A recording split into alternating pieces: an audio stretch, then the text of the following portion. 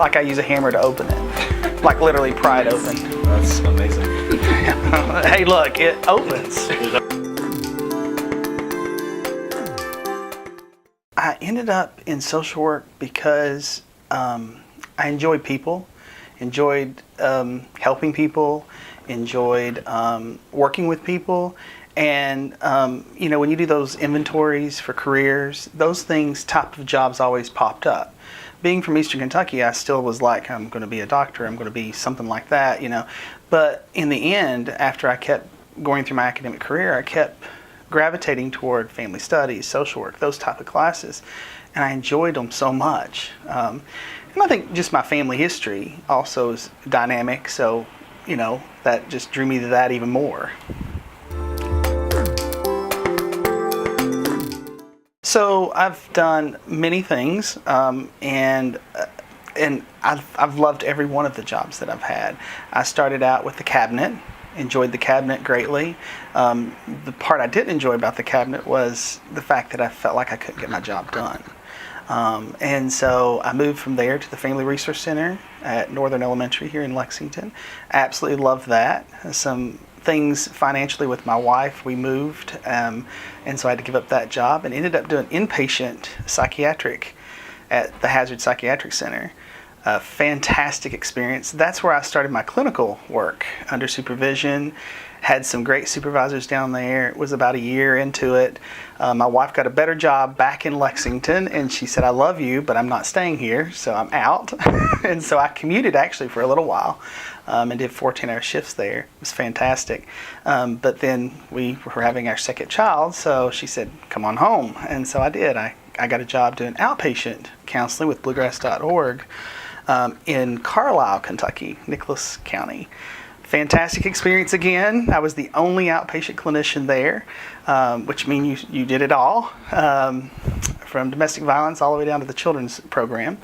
And then finally got a job back at Northern Elementary as the child guidance specialist, which is a school counseling type role. And I did that for a long time. And then I did some middle school social work from there. And then along the way, I've always had a little extra job. We have 4 kids, so a lot of extra income's needed when you have 4 kids. And so I'm probably 1 kid now. But ended up doing some crisis stabilization unit work for Bluegrass part-time. I am currently part-time doing assessments for Eastern State through Bluegrass. It's called Bluegrass Emergency Services Team, and I'm transitioning into some emergency assessments with OLOP, Kentucky One Health.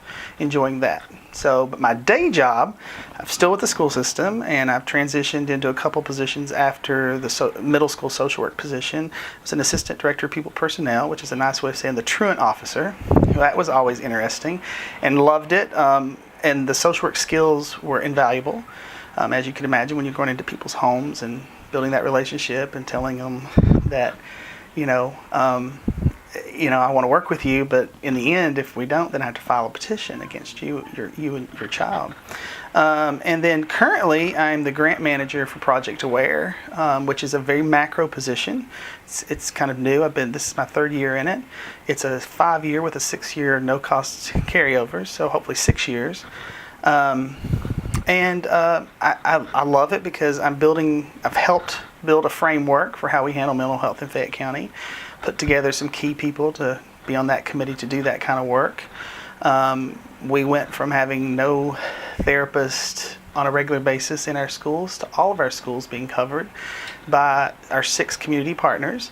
And now we have a therapist in every school, and they're there one portion of a day, every day, with the capacity to be there as many hours as they have the clients to see.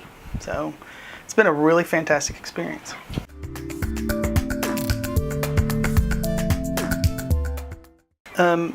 I really enjoy seeing positive outcomes and seeing things change and seeing things like a difference being made.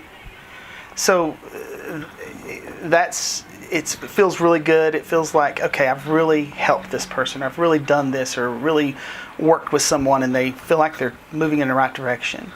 Whereas it's the opposite. It's when you feel like your hands are tied, or the system doesn't work the way it should, and that's so frustrating to me.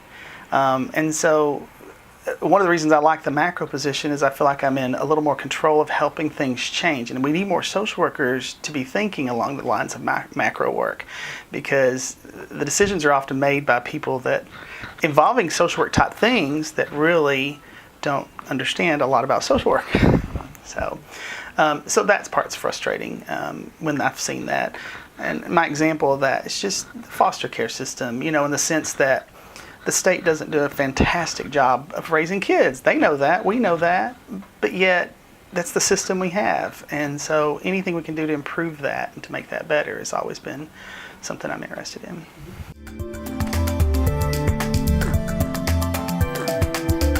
Well, the healthy things that I do, which, is always the better route to go with that, is I collect music. I've always collected music in high school. I was the greatest musical decade ever is the 80s, so in my opinion. And so I have about 3,000 or 4,000 45s, vinyl 45s that I had in high school, and I still have them. We've moved them about 5 times now. My wife says, can we do anything with these? And so she helped me build a cabinet, and we got them in a cabinet now. But now I just collect it digitally. I love finding a song that's an original song and then finding other versions of it, and if I like that version better, and my iPod's or my collection of music's very eclectic.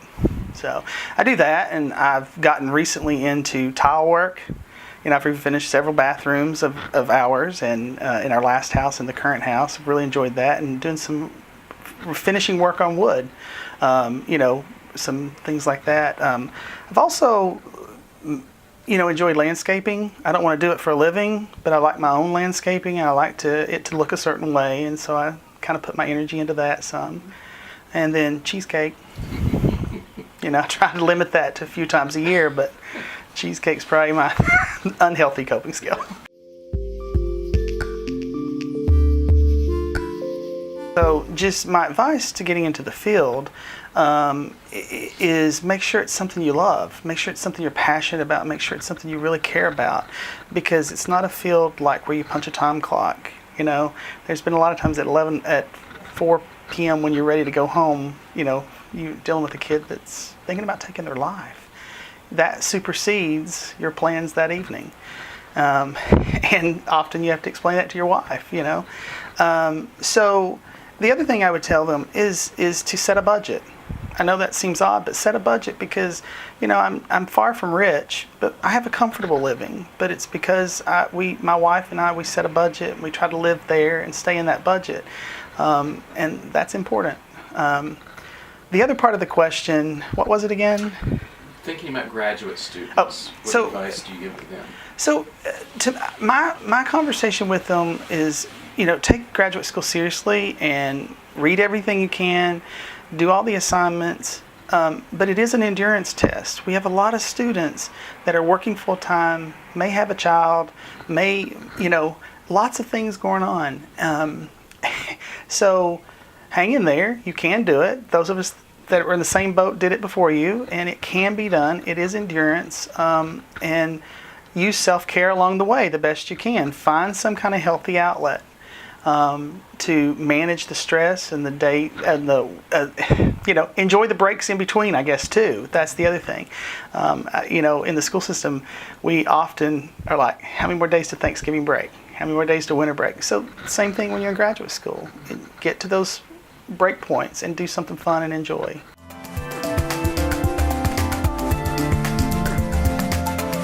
The one thing I just wanted to say in general is, I'm approaching retirement, in the next 5 years, and I'm looking forward to that. I'll probably never retire, but I'll retire from this position.